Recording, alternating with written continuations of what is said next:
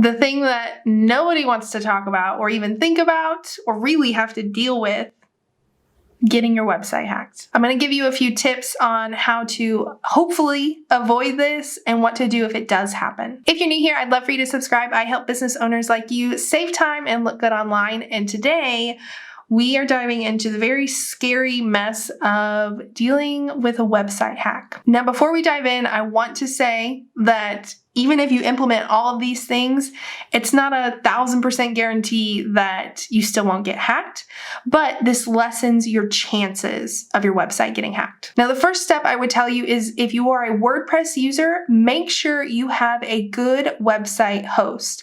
A lot of people like to be cheap about their website hosts because they're like, it's just another expense.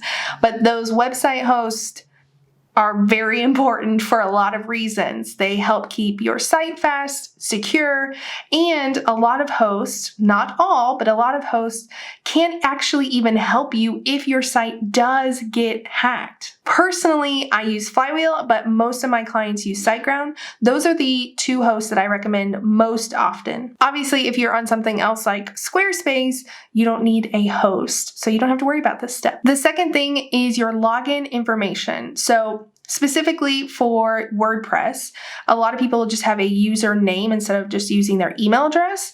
Do not just use admin as your login name. And I would even take it a step further and don't even just have it as just your first name or your first name, last name. Use a nickname, use a made up name. Go back to high school and use that AIM username from the good old days. So many people get hacked just because their login username is admin. But you also want to make sure you have a really good password. And actually, it's not just having, like capital letters, lowercase, numbers, symbols, but the longer the password, the better. My sister works in cybersecurity, so this comes from a good source. And if you're not on WordPress, usually your login is just your email, but you can still have a really strong password. The next thing I would advise is WordPress specific, and this is making sure the plugins you are using are safe and they are often updated by the developers, but also by you. Plugins are basically like apps on our phone, so you want to make sure that you're not downloading this random plugin that only has like 3 downloads. You don't know the person who created it, it doesn't come from a reputable company.